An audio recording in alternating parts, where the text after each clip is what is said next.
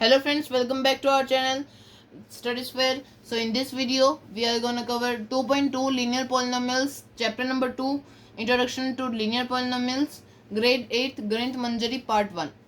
So basically in this video we are going to cover this topic 2.2 and the exercise set 2.2 also. So here what we can see is what are linear polynomials. Firstly, let us learn what is linear. So linear is anything that we add again and again.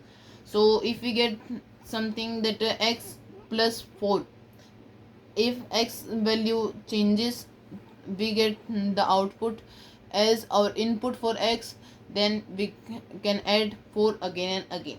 Okay, here is an example of this linear pattern. 250 plus 50 plus 50 plus 50 plus 50, again and again plus 50 is done. Okay, so if the match m is played, so amount paid is equal to 200 plus 50 m. Okay, very simple equation. Then any linear polynomial equal to sign added, when we add an equal to sign to a linear polynomial expression, we get a linear equation. To solve it, we can have multiple answers for one linear equation. So let us move on to this. Firstly, we will cover linear equation in one linear polynomials in one variable. One variable will have one constant answer. Find the value of the linear polynomial 5x minus 3 if x is equal to 0. अगर x की value 0 है तो हम इसकी जब हम value निकालेंगे तो हम क्या करेंगे, फर्स्ट जो है उसके हिसाब से 5 0 minus 3 is equal to 0 minus 3 equal to minus 3 हमारा आंसर आता है. फिर उसके बाद जो हमारा सेकंड क्वेश्चन जिसमें हमें x की वैल्यू -1 लेनी है, तो उसमें हम क्या करेंगे, 5 -1 -3 is equal to -5 -3 is equal to minus minus plus, so 8 greater sign minus -8 is the answer. Third question, x की वैल्यू जब हम 2 रखेंगे तब 5 multiply 2 minus 3 is equal to 10 minus 3 equal to 7. तो हमारा आंसर इसमें आ जाता है 7. सो हमें आंसर्स क्या क्या मिले, इसके लिए हमें मिला है -3, फिर इसके लिए मिला है -8 और इसके लिए मिला है 7. फिर उसके बाद find the value of the quadric polynomial. यहाँ पे एक क्वाड्रिक पॉलिनोमियल दिया गया है जिसकी हाईएस्ट पावर 2 है, जो डिग्री है वो 2 है. तो ये हमें पॉलिनोमियल दिया गया है 7s² माइनस 4s प्लस 6, और इसकी वैल्यू हमें निकालनी है जब हम s की वैल्यू 0 और -3 और 4 रखेंगे. तो हम इसका आंसर निकालते हैं. चलिए, तो सबसे पहले क्वेश्चन नंबर 2 फर्स्ट, क्योंकि सबसे पहले हमें 0 रखनी है इसकी वैल्यू, तो 7 0² माइनस 4 0 प्लस 6, तो इन दोनों टर्म्स की वैल्यू 0 हो जाएगी क्योंकि 0 से मल्टीप्लाई हो रहे हैं, प्लस 6, तो हमें आंसर मिल जाएगा ओवरऑल 6. ओके, सेकंड जो क्वेश्चन है उसमें हमें -3 रखने को बोला है, तो उसको हम रखेंगे, अभी आंसर निकालेंगे. 7 -3² 9 होता है, तो 9 multiply 7 is equal to 63, -4 multiply -3 is equal to +12 plus 6 is equal to, जो हमारा आंसर आएगा वो 8 और ये 1 इधर 1 जाएगा फिर 8, तो हमारा आंसर आएगा 81.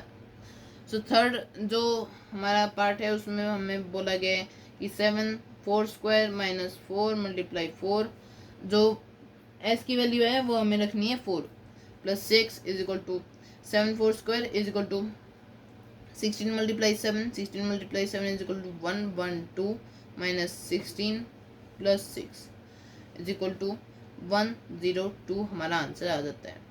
Okay, along with this second question also completed.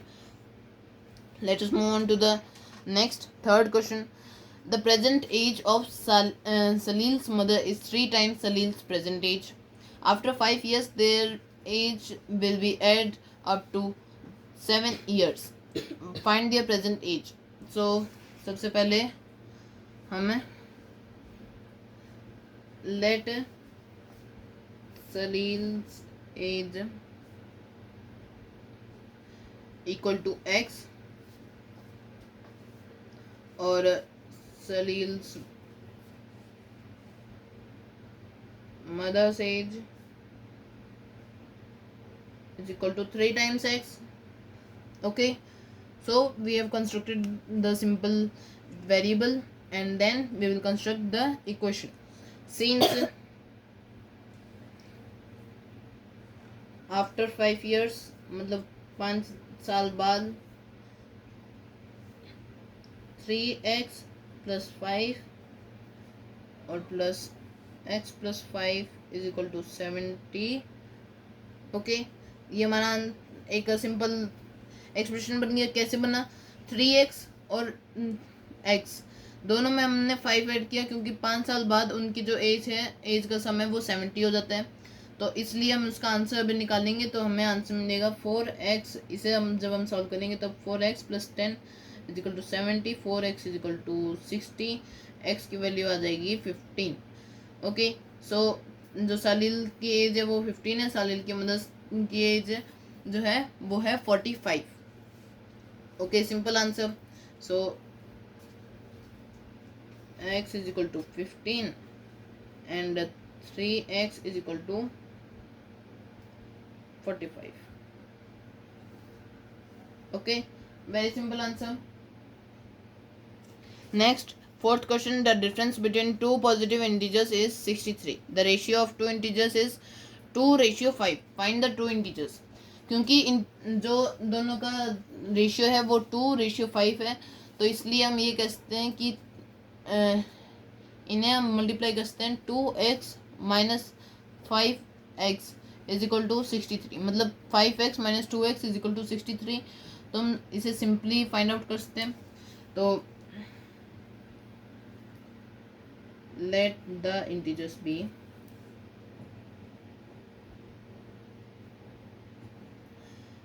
2x and 5x.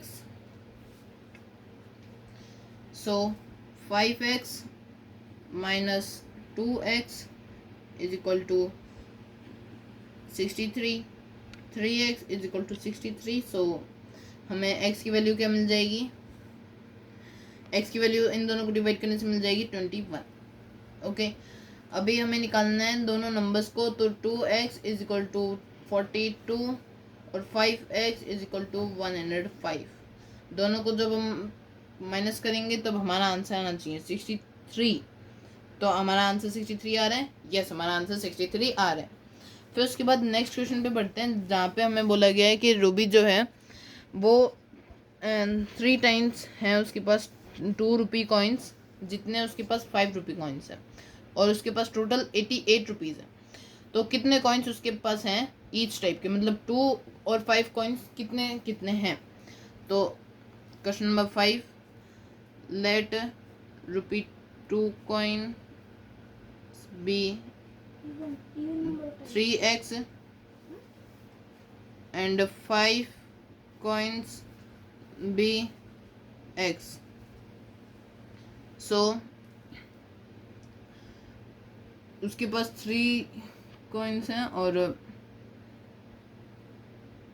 5 multiply x, क्योंकि 5 रुपीज़ की कॉइन है तो 5 वैल्यू जुड़ जाएगी, और x मतलब 5 कॉइन्स हैं और plus 2 multiply 3x is equal to 88 rupees. तो हमें आंसर क्या मिलेगा? 5x plus 6x is equal to 11x is equal to 8.